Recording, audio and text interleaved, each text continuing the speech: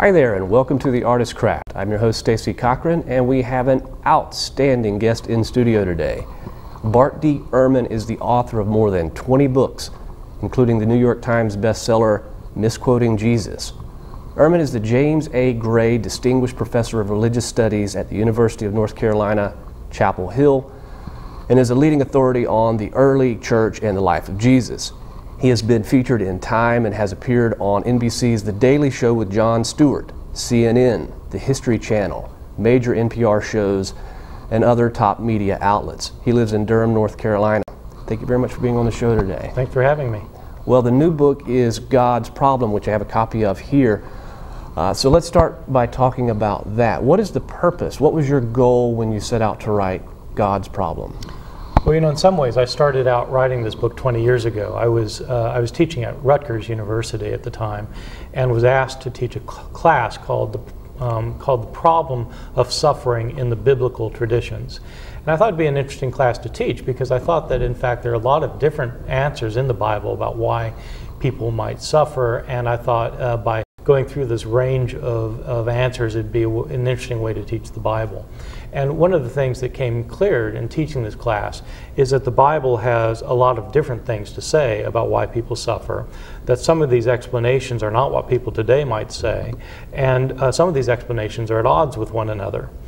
And so at the time, I thought, you know, it'd be interesting to write a book on this. But I was only 30 years old, and I thought, you know, if I'm going to write a book about suffering, I actually need to be a lot older than that. So I decided to wait. So a couple years ago, I thought, you know, maybe I should go back and write that book on suffering. Then I thought, no, you're still too young. Then I realized when I'm 80, I'm probably going to say you're too young to write the book. And so I went ahead and wrote the book last year. Who do you see as your audience for God's Problem? Well, you know, I see a range of people actually, and I meant it to be a book that might be attractive to a wide range of people. I think it's obviously of interest to people who are interested in the Bible. So Christians, Jews and Christians. But you know, the Bible is an important book not only for people who are believers, but for everyone, because it's the most important book in our history of our civilization. And so the ways people look at the world are often informed by the Bible, even if they're not believers. And so I mean the book actually for a general audience of anybody who's interested in big questions, deep questions, and the problem of why we suffer, of course, is probably the biggest question of all. And what has the response been so far from the average readers and then maybe from your more fundamentalist readers to this book? Right. So I've gotten a range of responses. I get tons of email about the book, and I've gotten a range of responses. The most common response I've gotten has been extremely positive. A lot of people have appreciated my struggling with this problem of suffering. One of the things that I talk about in the book is how this particular problem became or led to a crisis of faith for me. That I started out as an evangelical Christian who believed in the Christian tradition, and that for a number of reasons I began questioning my faith, and that in fact this problem of suffering, trying to explain why there's so much pain and misery in the world if there's a good God who's in control of it, why this problem eventually led me to leave the faith and become an agnostic. And I've gotten a lot of emails from people who have had similar experiences and are really grateful that I've said something about it. Well, I think it speaks to something very timely in our culture right now. I think a lot of people are questioning their faith and the way they're brought up, and you do so in such a well-researched, scholarly way. It's an impressive feat. Well, the one question I had as I was reading this, the early part of the book, was you know, what really motivates somebody to want to spend as much time as you probably did on the subject of suffering? I mean, it seems like a kind of a dark thing to think about, right? Yes, indeed. Yes, right. What kind of masochism leads to dwelling on the problem of suffering? You know, I pick up the newspaper every morning and read the news and just you know, grab my head and wonder what in the world is going on. And there's just so much suffering, and I think we live at a time that is unique in a number of ways. For one thing, we see much more suffering around the world because of mass media.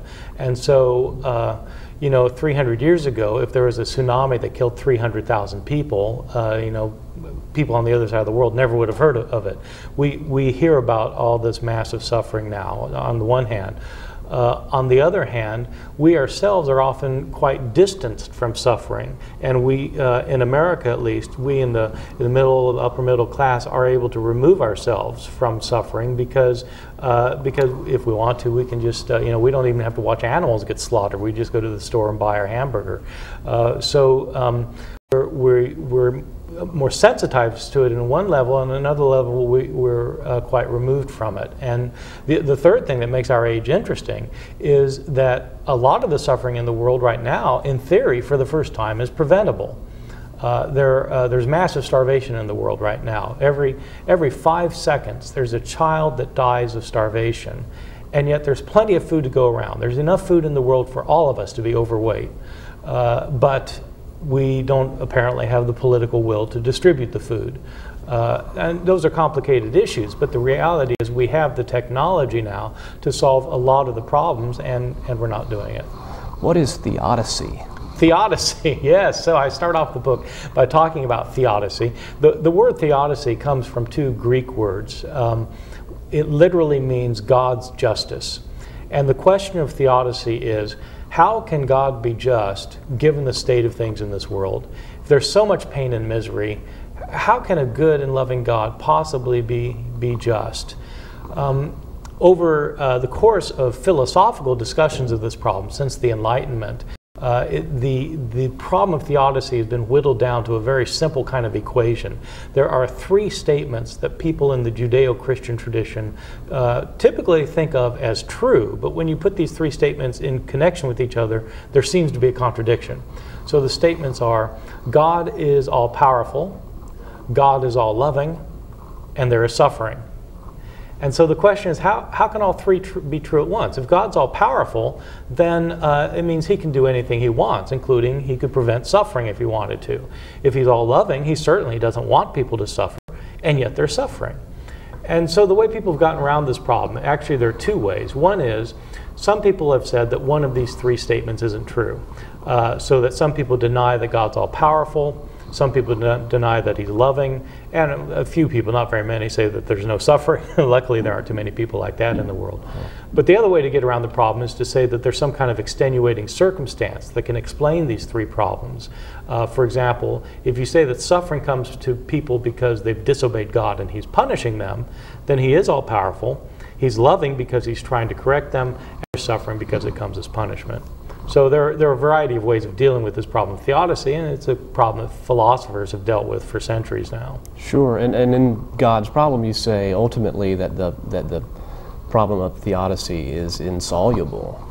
Yeah, well, some philosophers are content that they've found the solution, and a lot of people in the world think that they know what the answer is. I've been amazed at the emails I've gotten from people where people will send me a 10-line email giving me the answer, as if I hadn't thought of that one before, maybe, or they just have a very simple answer. Well, this is why they're suffering. So there are a lot of people who think there is an answer. There are other people like me who think that there's sometimes there simply aren't answers, or at least there aren't satisfying answers. That sometimes suffering is just a matter of chaos and we get in the way of it. Well, if you're just tuning in, the guest is Bart Ehrman. His book is God's Problem. It's an absolutely fascinating book. I highly recommend it. Well, for you, you've talked about this a lot in public. When did you first realize that you had a crisis of faith? Is there one moment that stands out to you that you say, okay, what I'm reading in these ancient scribes' translations of these texts doesn't meet up with what I originally believed the Bible to be? Yeah, there were a number of steps for me away from the faith. So I started out actually in high school. I was a born-again Christian. I accepted Christ as my Lord and Savior, as we used to say, and I became very committed as an evangelical Christian, and I went off to Moody Bible Institute for college, which is a fundamentalist Bible college. After that, I went to Wheaton College, which is a liberal arts college. It's Billy Graham's alma mater. It's an evangelical school. So I had very solid evangelical Christian commitments. And eventually, I got a seminary degree, and I was a pastor of a Baptist church for a year. But gradually, for a large number of reasons, I started to question some of the assumptions that I had about the faith. For a long time, I thought that the Bible was inspired and inerrant, that there were no mistakes in the Bible. But as I engaged in historical research on the Bible, as I was getting my PhD in New Testament studies at Princeton Theological Seminary, I started finding mistakes in the Bible. And this cut away at my assumptions that the Bible was inerrant. And then I started questioning other parts of my faith. Is Jesus really divine? Is there really a Trinity? Eventually, I came to question, did God really exist? And the reason I ended up becoming a doubter rather than a believer is because I simply couldn't solve this problem of suffering. I think that in fact, if there is a God who's all-powerful and in charge of this world, we can't explain why there's so much suffering in it. And that was the moment at which I decided really I was probably an agnostic and not a believer. And that change for you was one that I would imagine was pretty difficult. It was difficult. I mean, if you're raised in the Christian tradition, this forms the very heart and soul of who you are. And leaving it means leaving friends, it means alienating family, it means losing out on all sorts of social networks that you have and all sorts of beliefs that you've held dear. And so it's very difficult and traumatic emotionally. But my view at the time was that I was in a search for what is true, and I came to believe it simply isn't true that the Bible's without error. And the idea that Jesus is God is an idea that was developed historically over time among Christians. It wasn't something that was original to Christianity. It's a later historical development. So too the doctrine of the Trinity. And these various ideas that I had held on to, I started to realize were historical formulations, and just the existence of God himself. I finally came to realize that for me, it simply didn't make sense anymore. So who is Athanasius? Who is Athanasius? Yes, right. Okay, so I'm back in my PhD exams. Right, Athanasius. Athanasius was a very important figure in the history of early Christianity. He lived in the 4th century, and he was one of the leading figures at what was called the Council of Nicaea, which was the first big Christian council called together for Christians to deal with the problem of theology. And the issue had to do with who Christ is. Is he fully divine, or is he sort of a secondary divine being? And Athanasius argued that Jesus is God himself. Not that he's God the Father, but that he is of equal standing with God the Father, and in fact is made of the same substance as God the Father, and that in fact he was never made, he'd always existed.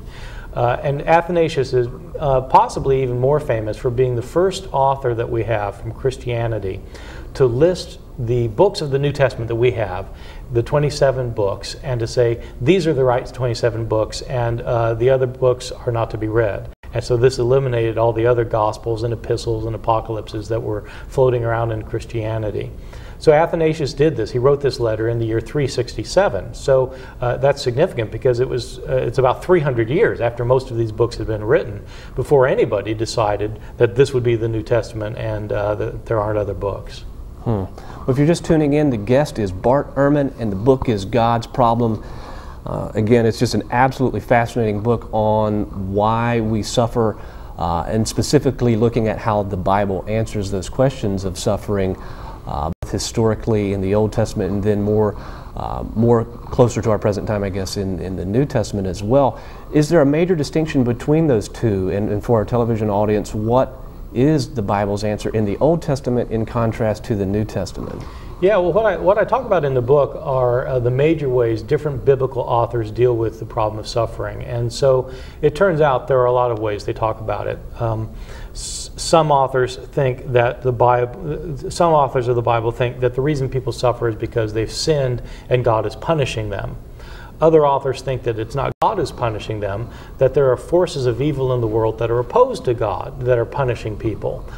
Some authors think that suffering is redemptive, that suffering is the way that salvation comes about. For example, which is how Paul felt, correct? Paul felt the suffering of Jesus is what brings about salvation for the world, and so suffering is redemptive. Some authors think that suffering is a big mystery, and we can't even question why we suffer. If you question why you suffer, you're virtually being blasphemous by questioning God. Some authors think that chaos happens and we get in the way sometimes. So there are a range of answers. The answer that's most dominant in the Old Testament is this answer that God is punishing people for their sins. It's found throughout the Old Testament from beginning to end. That answer is also found in the New Testament, and the prominent answer in the New Testament is also found in the Old Testament. The New Testament answer is that there's these cosmic forces of evil in the world, the devil and demons and other cosmic powers, and they're the ones who are causing the problems, and that God's soon going to intervene and overthrow these forces of evil and set up a good kingdom where there'll be no more suffering. That's the vision of most of the authors of the New Testament. Is it just that there are so many inconsistent views on suffering that initially kind of put up your cautionary flags about the Christian faith? I mean, isn't the Bible supposed to be, it's kind of human created, right? Yeah, well, that's what I came to realize, is that it's a very human book. And I think that some of these answers to suffering are more acceptable to modern people than others. Mm-hmm. I was doing a radio show a couple months ago in Nebraska, and was talking on the radio show with a pastor who told me that he had a parishioner, a middle-aged woman whose 12-year-old daughter had recently died of a brain tumor. And this woman told the pastor that she knew why her daughter had died. It was because she had promised God that she, the mother, would quit smoking, and she hadn't done it. And so God was punishing her by killing her daughter. And, you know, the pastor and I both just thought, wow, you know, is there really a God in the world that's punishing people for bad behavior? I mean, is that really why 300 people die of malaria every hour? Because God's punishing them? It just seems unlikely. And so even though this is a prominent view in the Bible, one has to evaluate these views and see, are they views that are really acceptable in the modern age? Well, it's fascinating to think about. One of the things that you've talked about in your research, and that I found in doing some research for this interview, is just how many people translated the Bible from 100 AD to 300 AD. How many manuscripts are we talking about in existence at that point? Yeah, well, this is an interesting thing that we think when we read the Bible that we're obviously reading the words that Matthew wrote or that Paul wrote. But the reality is we don't have the originals of Matthew or of Paul's letters or of any other book of the New Testament or of the Old Testament. What we have are copies of these books that were made later, in many cases, most cases, many centuries later. So the New Testament was originally written in Greek, and at present we have something like 5,500 manuscripts in Greek of the New Testament, which is a lot for an ancient book. It's far more than any other ancient book. The problem is most of these copies are hundreds and hundreds of years after the originals, and all of them have differences in them. So that the scribes who were copying these manuscripts changed the text that they were copying, sometimes by accident. I mean, sometimes they just made mistakes. They were sleepy or incompetent or whatever. But sometimes it looks like scribes actually thought the text should say something other than it did, and then so they would change the text. Does it strike you as a kind of manipulation of the text? Is that what's troubling about it to you? Some places it looks like it's a manipulation of the text, where the author wants to change, where the scribe wants to change what the author said. I mean, in many cases it may be that the scribe thought this is what the author really meant, and so he changed it. But sometimes the text gets changed to say just the opposite of what it originally said, and so that can be a little bit troubling. Yeah. What's the story with the last 12 verses of Mark in relation to this?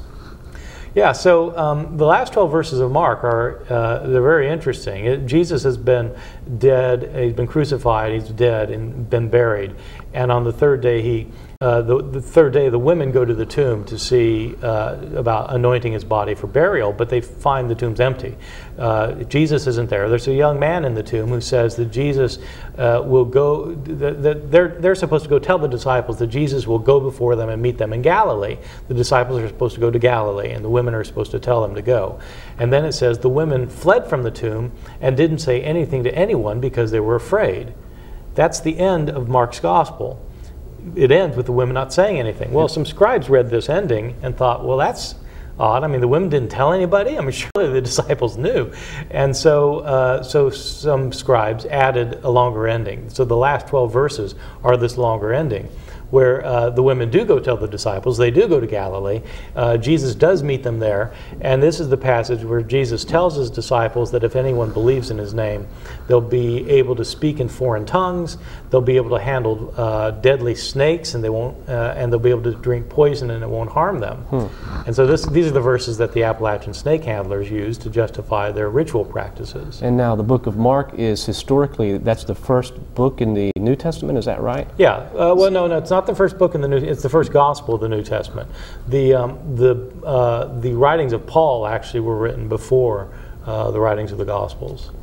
So I would imagine then, I guess the idea is that the book of Mark then had a lot of bearing on the way the other Gospels were written. Well, especially on the way Matthew and Luke were written. Matthew and Luke have many of the stories in Mark, and sometimes they have the stories actually in the same words as Mark.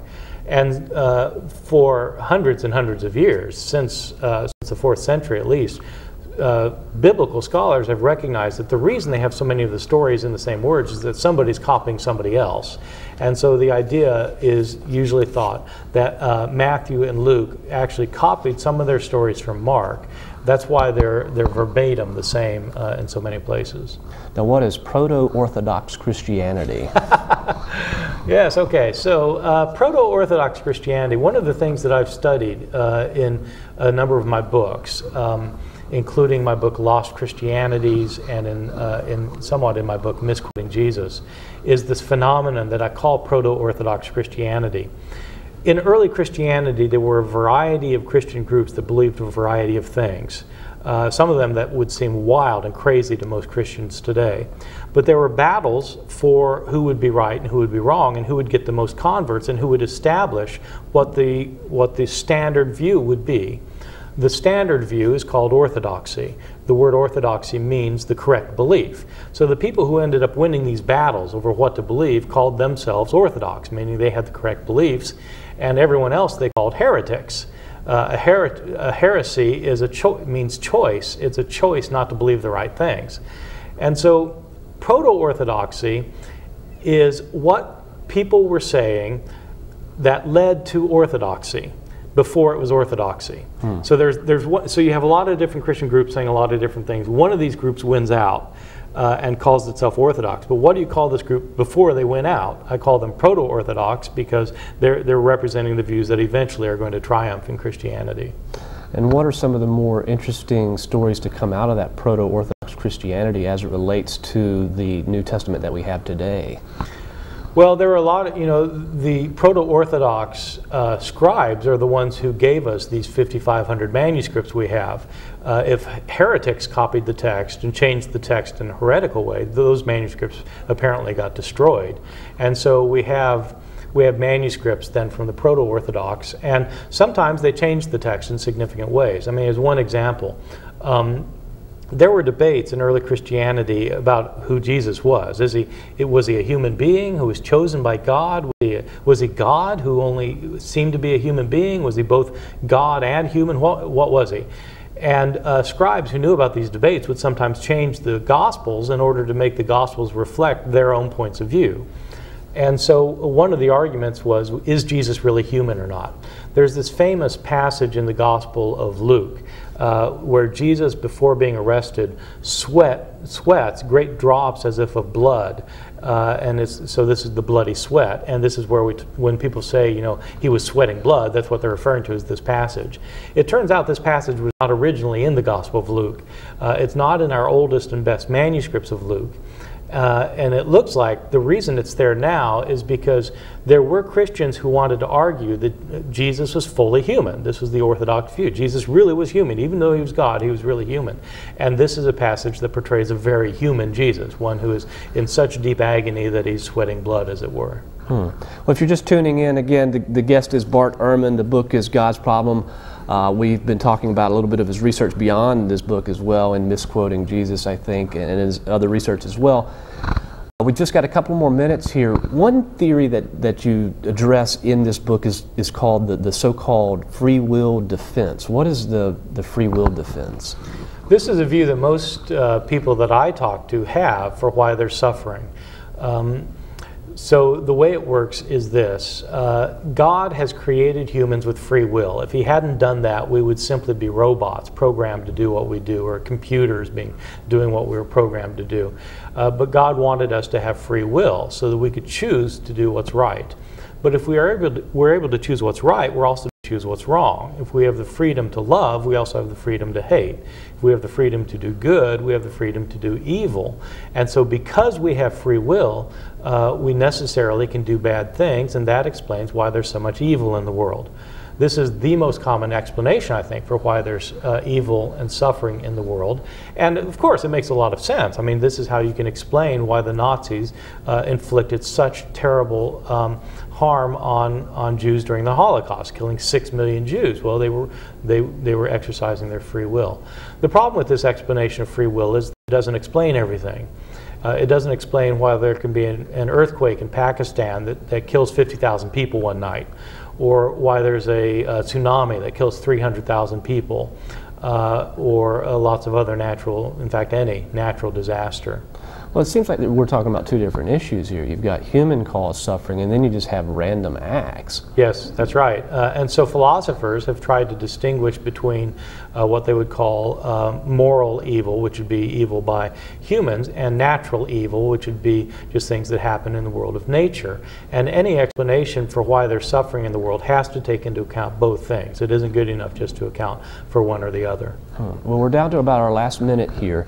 And my wife wanted me to ask you, as we're beginning to finish up our first book with a major publisher, how do you manage to balance so many different projects at one time? Yeah, well, I do a lot of things. I write a lot of books. I've got 5 contracts now for books with major publishers, and I plan to write them. I guess part of the answer is I don't waste a lot of time. I don't watch a lot of TV for sports, and when I do something, I do it in a very focused way. And so the key is to be focused and concentrated, I think. Awesome. Well, thank you very much for being on the show today. The book is God's Problem. The author is Dr. Bart Ehrman. He is a professor at UNC Chapel Hill. For all of us here at the Artist Craft and RTN Channel 10, thank you very much for tuning in today. Thank you. Thanks so much for being on the show. Yeah, sure. My pleasure. Yeah. A lot of fun. Good. Yeah. Great. Very intellectual.